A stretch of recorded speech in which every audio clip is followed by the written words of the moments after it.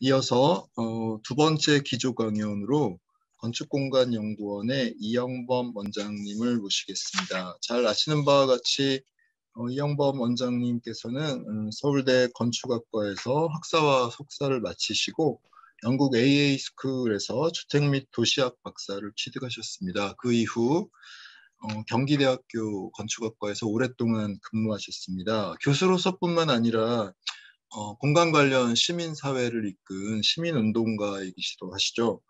대표적으로 걷고 싶은 도시 만들기 연대를 오랫동안 이끄시고 활동하셨고 또 이사장을 지내시기도 하셨습니다. 작년 10월에 아우리 건축공간연구원 원장으로 취임하셔서 굉장히 많은 건축, 도시 분야 정책을 이끌고 계십니다. 바쁘신 중에 어렵게 교경학회 초대에 응해 주셨는데요. 박수로 환영하겠습니다. 예, 예, 안녕하세요. 이영범입니다. 먼저 충격술대에 초대해 주신 조경진 회장님, 배정암 부회장 먼저 감사드리고요. 그 다음에 시작할 때 소개해 주셨던 이제 광주에서 세계 조경과대에 또 저희 건축공간연구원이 조경학회하고 함께 할 수 있는 그런 세션을 가질 수 있도록 또 기회를 주셔서 또 먼저 이 자리를 빌어서 먼저 감사의 말씀을 드립니다. 소개해 주셨던 것처럼 저는 이제 걷고 싶은 도시 만들기 시민연대에서 커뮤니티 디자인 센터를 오랫동안 운영을 했었고 그 과정에서 이제 사용자 참여 디자인을 통해서 뭐 한평공원이나 뭐 이런 작업들을 지속적으로 해왔었는데 최근에 이제 관심사는 그런 이제 그것들을 좀 더 확대해 나가는 방식에서 DIT 어바니즘이라는 개념입니다. Do it together, 참여를 넘어서서 시민들이 함께 모여서 직접 어떤 제도화되어 있는, 구조화되어 있는 어떤 모순들을 해결해 나가는 방식으로서의 DIT 어바니즘, 그리고 그걸 통해서 시민성을 공간이라는 어떤 우리들의 어떤 구체적인 삶의 터에 기반해서 실천해 나가는 이런 내용들을 오늘 간단하게 좀 소개를 해드리려고 합니다. 말씀드리려고 하는 거는 좀 전에 이제 소개해드렸던 DIT 어바니즘, 그 다음에 사실은 시민사회가 참여하는 공간적 실천에서 보면은 예전의 방식들은 우리가 이제 소위 시민들이 하기 때문에 서툴러도 돼. 뭐 이런 개념에서 접근을 많이 했다면 최근에 유럽 사회라든지 공간에 대한 도시의 어떤 특정한 어반 커먼스라고 하죠. 공유지를 방치된 공유지들을 시민사회가 불법 점유 스쿼팅하고 그 스쿼팅한 땅들을 어떻게 보면 이제 DIT 어바니즘에 기반해서 시민들이 하나의 어반 커먼스로 전환시켜 나가는 과정에서 보면은 그게 단순하게 아마추어들이 하는 작업이 아니라 굉장한 프로페셔널리즘을 갖추지 않으면 시민성의 공간적 실천이 굉장히 어렵다라는 측면에서 보면은 이런 아마추어 프로페셔널리즘이라는 개념도 이제는 우리가 굉장히 적극적으로 좀 고민할 필요가 있다라는 거고요. 그 다음에 이제 서스테이너빌리티를 굉장히 많이 강조를 하지만 최근에 이제 흥미롭게 등장한 개념 중에 하나가 이 헤도니스틱 서스테이너빌리티라는 개념입니다. 헤도니즘에서 나온 용어인데요. 헤도니스틱이라는 게 이제 쾌락주의, 뭔가 이렇게 즐겁게 하잖아요. 서스테이너빌리티라는 게 기후변화라든지 뭐 이런 것들에 굉장히 묵직한 글로벌 어젠더를 우리가 이제 소위 국가가 제도나 정책을 통해서 우리들의 일상에 굉장히 강력하게 규제하는 방식이 아니라 우리들이 일상적 삶 안에서 뭔가 이렇게 재미나게 이런 부분들을 실천나갈 수 있는 아래서부터 위로 글로벌 어젠더들을 로컬 차원에서부터 하지만 우리들의 삶이 제약받지 않고 뭔가 이렇게 그것들을 즐거운 방식으로 실천해 나갈 수 있었으면 좋겠다 이런 개념이 이제 최근에 이제 헤도니스틱 서스테이너빌리티라는 개념이고요.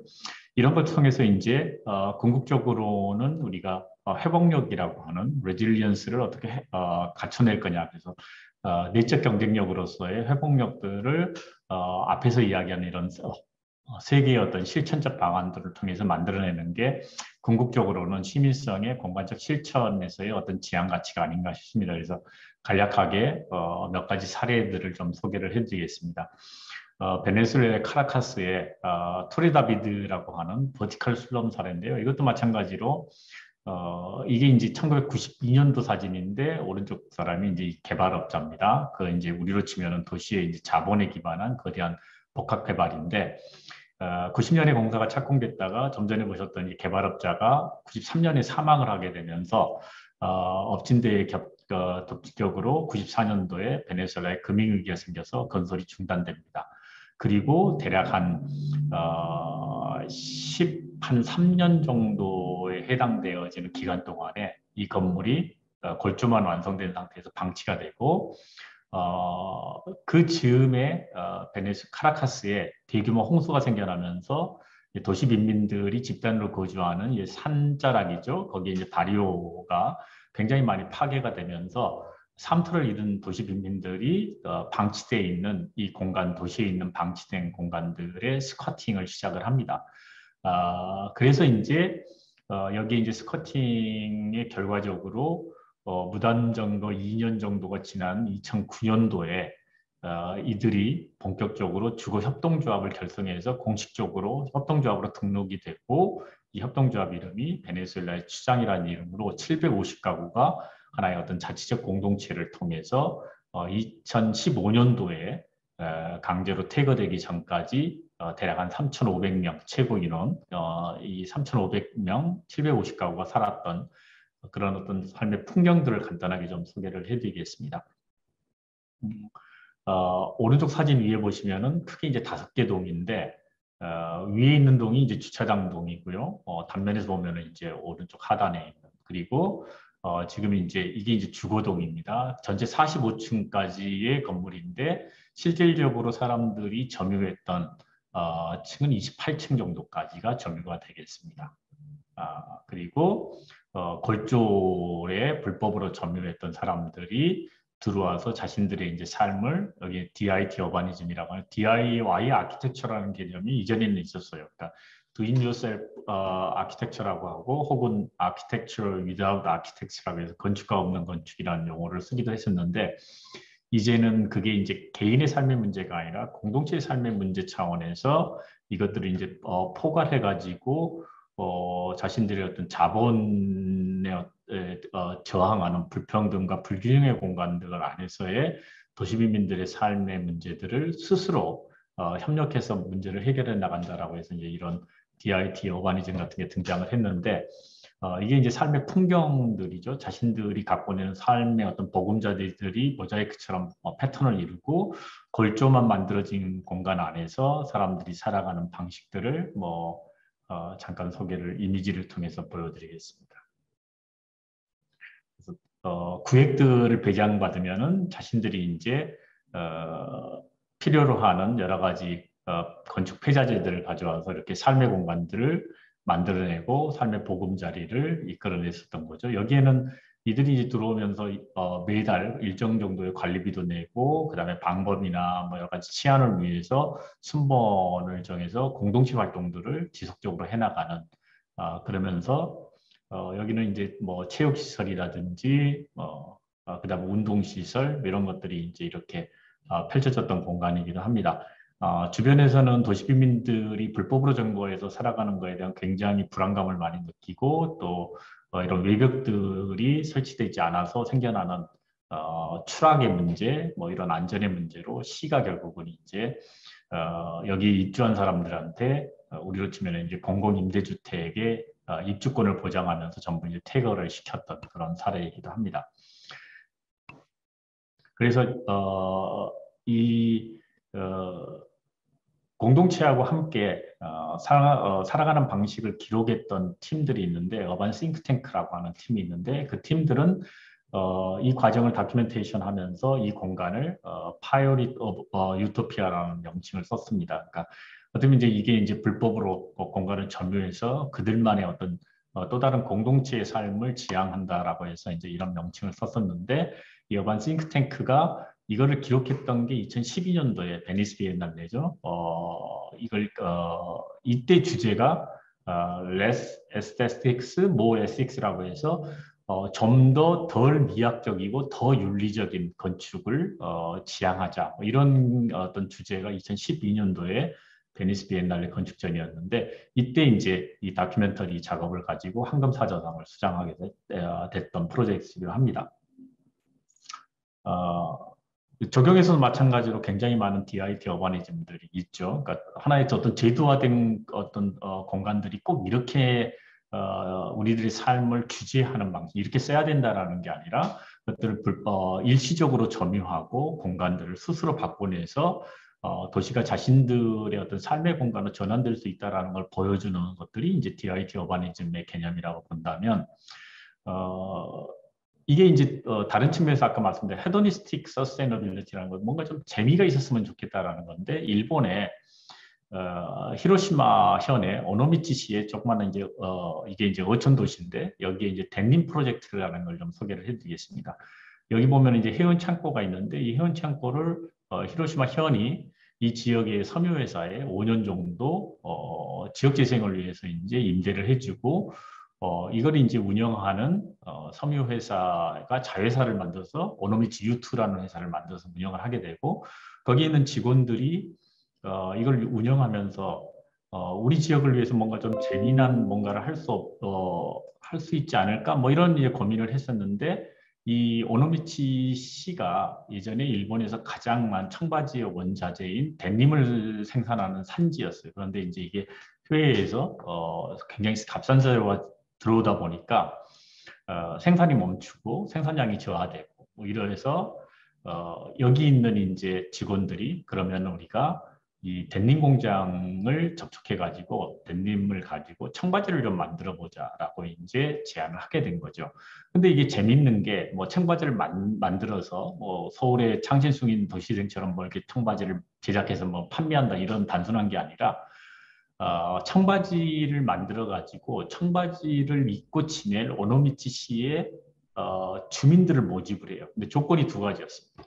첫 번째가 뭐냐면 오노미치시를 정말 사랑하는 사람입니다. 그다음에 두 번째가 이 청바지를 일주일에 4일 이상을 입고 지낼까. 이 두 가지 조건을 가지고 다양한 사람들을 모집을 하고 초기에 170명을 모집을 했다고 제가 가서 이제 인터뷰를 해보니까 170명을 모집을 했어요. 그래서 매주 입은 청바지를 수거를 하고 다시 이제 세탁하고 수선하고 그래서 170명에게 2벌씩 주어지는 거죠. 그래서 340벌을 제작을 해가지고 이 사람들이 6개월에서 1년 정도 입고 지낸 청바지를 가공해가지고 판매를 합니다. 이거는 온라인 판매는 안 하고요. 오노미치 데님 샵을 오픈해가지고 여기에 이제 이렇게 쭉 청바지를 진행해서 판매하는데 여기에는 청바지 이력들이 다 담겨져 있는. 이게 단순하게 청바지라는 상품이 아니라 이 오노미치 시를 사랑하는 사람들이 이 청바지를 입고서 살아왔던 자신들의 일상적 삶이 청바지 안에 컨텐츠로 이제 입혀진 거죠. 그거를 이제 판매하는 겁니다. 근데 이게 가격이 얼마냐라고 물어봤더니 뭐 평균적으로 한 일본 돈으로 한 5만 엔, 우리 돈으로 50만 원 정도 되는 거죠. 뭐 그렇게 누가 입었던 청바지가 비싼데 이걸 판매되느냐라고 했더니 예를 들면은 도쿄의 대학생이 자기 부모가 오노미치 시가 고향인데 부모님의 고향에 찾아왔다가 결국은 이제 어떤 관계를 맺는 거죠. 이 청바지를 통해서 자기가 알지 못하는 오노미치의 누군가의 어떤 삶하고 관계를 맺는 방식에 흥미를 느껴서 청바지를 사기도 하는데 이게 잘 팔리냐 그랬더니 운영비하고 판매하는 거하고 보면은 거의 이제 우리 표현으로 이제 똔똔을 맞추고 있다 뭐 이런 이야기를 하더라고요. 그래서 이런 방식들이 아마도 지역 재생에서의 어떤 아까 말씀드린 헤도니스틱 서스테너빌리티 하나의 방식이지 않을까라는 생각이 좀 들고요. 그 다음에 이제 DIT 어바니즘이 아까 말씀드렸던 이제 아마추어 프로페셔널리즘의 관점에서 뭐 말씀드릴 수 있는 사례는 이게 이제 글로벌 어젠더의 로컬 차원의 실천인데 암스테르담의 더 캐펠이라고 하는 생태 공동체 마을입니다.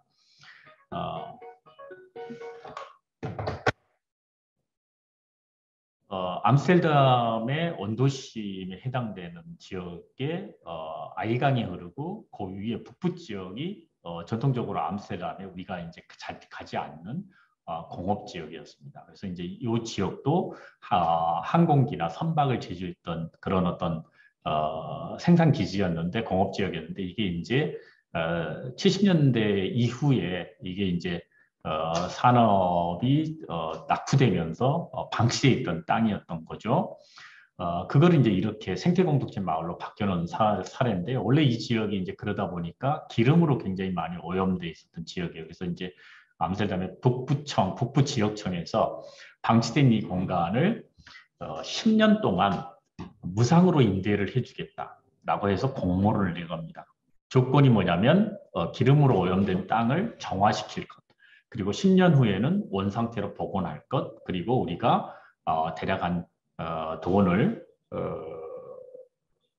한 6천만 원 정도를 지원해 줄 테니까 여기에 조성된 공간에 암스테르담에 특히 청년들의 어떤 창조 계급들이 들어와서 창업 공간으로 좀 활용할 수 있도록 세 가지 조건을 내걸어서 공모를 하게 됩니다. 그때 이제 2개 팀이 지원을 했었고 그 중에 이제 건축가인 샤샤 글라츠리라고 하는 사람이 7개 팀이죠. 뭐 생태 전문가, 그 다음에 환경 뭐 관련된 여러 분야의 전문가들이 모여서 컨소시엄을 구해서 당선이 됐는데 이들이 이제 당선이 됐던 제안서의 내용과 실천된 방안들의 프로세스는 이런 거였습니다. 맨 처음에 암스테르담의 식생을 살펴보고 기름 오염된 어떤 땅에 기름으로 오염된 땅을 정화시킬 수 있는 식물들을 리서치를 한 다음에 이걸 먼저 심습니다. 그 땅에다가. 그리고 기름으로 오염돼서 바로 이제 지면을 걸을 수 없다 보니까 대략 한 1m에서 1.5m 정도 높이로 데크들을 쭉 깔게 되고요. 그러면 이제 공간을 어떻게 만들어낼 거냐라고 했는데 이 산업 시대에 썼던 여러 가지 이제 이런 배들이 있었는데 이 배들이 용도 폐기해가지고 방치돼 있었던. 이거를 이제 암스테르담에서 공식적으로 폐기하려면 1,000만 원 정도가 든답니다. 그래서 이거를 대부분 이제 어딘가에 선주들이 다 방치 놓고 있던 거를 이걸 좀 이용하자라고 해가지고 신문에 공고를 내서 1유로에 이 보트를 사겠다라고 공고를 내서 대략 한 15척 정도를 사가지고 이거를 수리를 합니다. 이렇게 이제 수리를 해서 들어 올려가지고 식물을 심고 이동이 가능한 나무 데크를 먼저 만들고 사이사이에 배를 리모델링해서 집어넣어서 요거를 이제 청년들의 창업 공간, 스타트업 공간으로 활용하게 되는 거죠. 그렇게 해서 이제 조성된 공간입니다. 이제 진행되는 과정이었고 오른쪽이 이제 이 스타트업 기업들이 들어와 있는 이 이제 소위 생태마을 공동체인데 개별적인 요 하나하나 단위들이 배가 하나 혹은 2개가 결합돼 가지고 리노베이션 돼서 조성된 거고 태양광 패널을 통해서 자체적으로 에너지를 조달하고 왼쪽을 보시면은 위에가 이제 공동으로 쓰는 카페고 아래가 생태 실험실이에요. 공동체의 생태 실험실 여기서 많은 실험들을 해서 여기 이제 보급을 하고 다양한 형태의 소위 이제 제로 에너지를 구현할 수 있는 기술들이 여기에 들어가 있더라고요. 그래서 물어봤더니 여기는 에너지 작업률이 130% 정도 됩니다. 그런데 이제 전체적으로는 한 80%가 조금 안 되는데 그 이유가 뭐냐라고 했더니 이 카페가 너무 여기가 이제 많이 알려져서 사람들이 이 카페에 찾아오는 사람이 많아서 여기서 쓰는 에너지가 많아가지고 그래서 이제 80%예요. 그럼 여기 있는 사람들은 자기들의 100% 에너지가 잉여되는 남는 것들은 이 카페에 판대. 줄릿이라고 하는 에너지 화폐, 지역 화폐들을 지급받아서 카페에서 음식도 사 먹고 그러는데 이게 이제 이들만의 어떤 공동체가 아니라 자신들이 즐거운 삶 속에서 이것들을 실천해 나가는데 여기서 생겨나는 어떤 기술들을 인근에 있는 민간 기업들이 소규모의 주택단지들을 개발할 때 여기에서 적용된 기술들을 와서 방문하고 거기에 이제 적용하는. 그러니까 그래서 뭔가 이렇게 이들이 지향했던 가치들이죠. 글로벌 어젠다를 로컬 차원에서 실천하면서 실험하는 여러 가지 소위 적정 기술들이 이제는 공식적인 어떤 산업 부분으로 이것들이 이제 확산되어 갈 수 있는 가치 확산이라는 관점에서 굉장히 의미를 갖고 있는 더 캐펠이라고 하는 생태공동체 마을이고요. 저녁 시간이나 주말에는 굉장히 많은 사람들이 여기를 이제 찾아오게 되는 그런 사례이기도 합니다. 하나는 이제 더 예를 들면 이건 이제 리노베이션 관점에서 지역에 굉장히 슬럼화되어 있는 지역들이죠. 낙후되고 범죄율 높고 그러다 보니까 사람들이 거주하기 굉장히 꺼려지는 주거지 재생에서 굉장히 유명한, 왜냐하면 서울시립대 김정민 교수님이 책을 써서 이제 소개를 해서 그냥 우리나라에서 많이 조금 알려진 사례인데, 그 로테르담에 있는 스팡행 지역에 있는 발리스블록이죠. 발리스블록이 네덜란드 말로 이제 우리로 치면 연립주택, 집합주택이라는 뜻인데 1유로에 집을 팝니다라는 프로젝트였습니다. 169번지에 있는 여기 지금 원형으로 되어 있는 요 미음자형으로 되어 있는 중정이 있는 요거 대상인데요. 초기에는 노트르담시가 여기에 있는 그 소위 그 슬럼화된 지역들을 사들여 가지고 이걸 고쳐서 이거를 재임대하거나 매매하려고 했었는데, 이 전체 지역이 워낙에 범죄나 뭐 이런 걸로 악명이 높다 보니까 사람들이 여기 들어와 살려고 하지 않는 거예요. 그러다 보니까 로테담시가 공적 지역으로 투자를 했는데 지역이 개선되지 못했던 거예요. 그래서 이제 노트담시가 이제 이 지역을 거의 포기하려고 하는 단계에서 2003년도에 새로운 방식을 도입을 합니다. 건축가하고 프로세스 매니저에게 이 지역의 주거 실태 조사를 의뢰를 하게 되고, 이들이 제안한 게 어떻게 하면은 이 지역의 사람들이 관심을 갖고 오게 할 거냐라고 해가지고, 그러면 우리가 1유로에 집을 팔자라고 공고를 내보자라고 해서 이제 프로젝트가 시작된 거고, 이 지역이고요. 이게 이제 굉장히 성공돼서 이 노트르담 지역뿐만 아니라 네덜란드의 다른 도시에서 이 방식들이 적용돼 가지고 주거지 재생뿐만 아니라 이 주택이 재생돼서 요 지역 전체가 이제 새로운 어떤 이미지로 탈바꿈하게 된 그런 어떤 프로젝트가 되겠습니다. 여기 보시면 이제 여기 진행된 과정인데요. 맨 처음에 공고를 냈더니 2004년도에 전국에서 400명 넘는 사람들이 이게 웬 떡이냐고 지원을 하게 되죠.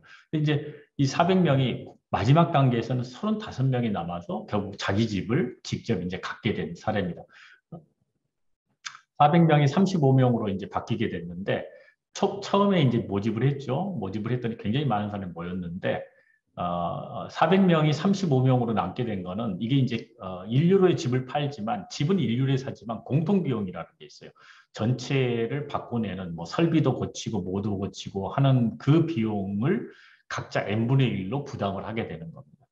그게 이제 우리 예를 들면은 한 5만에서 7만 유로에 가까운 돈들이 이제 소요가 되게 된 거고, 그러다 보니까 400명 중에 이게 1유로가 아니네, 그러고 이제 떨어져 나간 사람들도 있고, 관심 있는 사람이 남아서 결과적으로 35가구가 주택을 이제 소유하게 된 프로젝트입니다. 여러 가지 이제 과정들이 있고요. 그래서 이 사람들은 코오퍼레이티브 프라이빗 클라이언트라고 해가지고 협력적 그런 어떤 민간의 클라이언트의 지위를 획득해서 이들이 함께 공동체가 되고, 또 시하고 그다음에 이 프로세스를 진행하는 건축가하고 프로세스 매니저하고 함께 하게 됩니다. 그렇게 해서 이제 이 가운데 계신 여자분이 이걸 주도했던 건축가분이고 지역 재생을 하게 되죠. 그래서 가난한 지역의 주택에 대해서 개인이 투자를 유치하고 개인들이, 민간인이 이 주택을 스스로 바꿔내는, 이거 DIT 어바니즘의 개념이죠. 그리고 자신들이 원하는 삶의 공간을 바꿔내고 그것들이 모여서 지역이 바꿀 수 있도록, 지역이 바꿔줄 수 있도록, 그래서 공공의 어떤 재원들을 효율적으로 활용할 수 있도록 해나가는 방식이죠. 그걸 통해서 개인주택 소유의 비율도 좀 증가시키겠다, 뭐 이런 의도가 있었던 겁니다. 그래서 이제 실제로 이제 이 주택을 리노베이션하는 과정에 서류들, 다큐멘터리를 보니까 지자체가 이제 비용을 대 가지고 후면 부분의 건물의 파사드를 철거하고 여기에 이제 새롭게 이거를 리노베이션을 해줍니다. 이거는 이제 지자체 비용으로, 그래서 일정 정도의 주거지 면적을 확대시키고, 그 다음에 여기 보시면 살짝 보이는 발코니 공간이 있어서 여기를 통해서 옥상 공간으로 접근이 가능할 수 있도록 후면부 파사드에 대한 부분은 지자체가 돈을 들여가지고 전체를 리모델링 해주고, 나머지 부분들은 개개인들이 자기가 이제 집을 나는 요 한 층만 혹은 상계층을 다 쓰겠다, 이렇게 이제 구입을 하게 되면은 구입에 대해서 공동으로 설비를 바꾸는 거는 공동 비용으로, 그 다음에 개별적인 집은 자기가 이제 2년 동안 그 안에 거주하면서 집을 바꿔나가는 방식이죠. 그래서 DIY 주거재생 프로세스로서 뭐 여러 가지 이제 규율들이 있습니다. 이 규율에 따라서 공동체처럼 이제 운영을 하게 되고, 실제로 있는 주택의 요 색깔을 보시면은 요 동일한 색깔이 한 유닛으로 매매가 된 겁니다. 그래서 자기가 2개 층만 쓰는 사람도 있고 전체를 쓰는 사람도 있고, 그래서 초기 구매비는 1유로지만은 개별 주택이 4개 층 정도의 주택에서 수리비는 20만 유로 정도, 그 다음에 1개층 정도 해당되는 부분은 최소 5만에서 7만 정도 유로를 추가적으로 부담해서, 그래서 초기 400명의 지원자가 최종적으로 35명의 입주자로 이제 전환돼 가지고 이들이 2년 내에 자비를 들여서 리모델링하면서 주택을 바꿔낸 사례입니다. 그렇게 해서 이제 주거가 바뀌면서 이들이 함께 사는 정원도 바꾸고, 정원이 바뀌어지니까 여기 들어와 있는 아이들과 함께 사는 가족들이 정원에서 아이들이 뛰어노는 풍경으로 바뀌어내고, 이런 선도적으로 이 프로젝트가 바뀌니까 지역이 이렇게 이제 변화될 수 있는 가능성이 생겨난 거죠. 그래서 이제 지역 개선의 이미지가 바뀌니까 사람들이 관심을 갖게 돼서 이 지역에 이제 조금씩 들어와서 이 스팡행 지역들이 전체적으로 이제 민간의 힘을 통해서 이렇게 재생된 사례입니다. 그래서 건축가가 이렇게 이제 진행된 프로세스를 통해서 공간을 바꿔내다라고 해서 이거를 이제 포에틱 프리덤이라고 하는 프로젝트로 명명을 하게 됩니다. 그래서 이게 이제 공공의 재원도 굉장히 절약하면서 민간의 참여를 통해서 이런 악명 높은 주거지를 재생하게 된 그런 어떤 사례가 돼서 지금 네덜란드에서 굉장히 공공과 민간의 어떤 협업 파트너십에 근거해서 주거지를 재생하고, 그 다음에 이제 지역의 이미지를 개선해서 지역을 좀 더 함께 살 수 있는 공동체로 바꿔나가는 그런 이제 프로젝트로 굉장히 이제 활성화되고 있는 사례입니다. 그래서 내부를 보시면은 이렇게 이제 주택 내부들이 이렇게 바뀌어나가는 모습들을 볼 수가 있습니다. 뭐 가격도 굉장히 지역 전체 이미지가 개선돼 가격도 굉장히 많이 상승을 했고요. 그래서 이제 여러 다른 지역에서도 이런 방식들이 많이 확산되는데, 프라이빗 오너십이라는 개념으로 전환시켜 주지만 이게 단순하게 프라이빗 오너십을 넘어서서 이제 하나의 커뮤니티 빌딩의 형태로 전환될 수 있는 가능성을 가져서 공공에서 굉장히 적극적으로 활용하는 그런 사례가 되겠습니다. 마지막으로 군산에 저희 연구원에서 하고 있는 사례 간단하게 소개하고 마무리하겠습니다. 군산 문화회관인데요. 저희 연구원에서 군산시하고 협업을 통해서 시민공동체 주도의 실천 기반의 정책 연구로 이제 전환시키는 건데, 구체적인 현장에서 시민들이 흥미를 느끼고 직접 참여하여 만들고 바꿔서 체험해가지고 행정의 경직성을 변화시킬 수 있도록 목소리를 내는 이제 하나의 어떤 소프트 파워로서의 정책 연구, 이거를 이제 진행을 하고 있고요.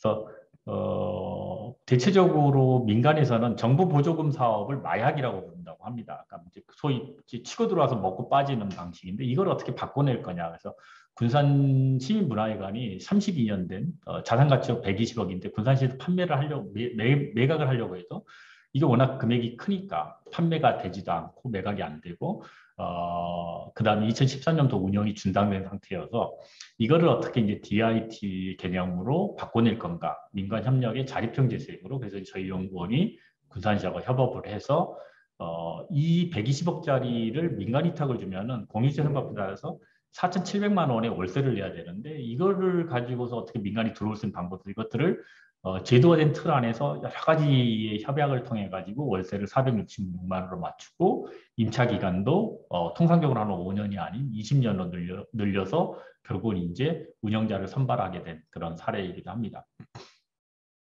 초기에 시민들하고 함께 공간을 바꿔내는 작업들을 했었고요. 그리고 이제 군산 시민회관의 옥상을 바꿔내는 2020에 그랜드 DIT 페스타라는 걸 열게 됩니다. 그래서 전국에 있는 청년들이 돈을 내고 들어와서 아마 3박 4일 정도 함께 목공 작업을 해서 이 보드를 타는 일종의 이제 옥상 공간을 바꿔내고, 마지막 날은 전국의 유명한 스케이트보더들이 들어와 가지고 여기서 이제 하나의 어떤 축제 같은 걸 하게 되는 그런 이제 프로젝트로서 결국은 이제 일종의 이제 파일럿 프로젝트를 하고 이걸 통해서 많이 알린 다음에 최근에는 군산 시민회관을 직접 운영하는 20년 동안 임대해서 운영하는 운영자를 선정해서 이들이 이제 공간을 바꿔내서 운영하는 단계까지 전환시켜낸 그런 사례가 되겠습니다.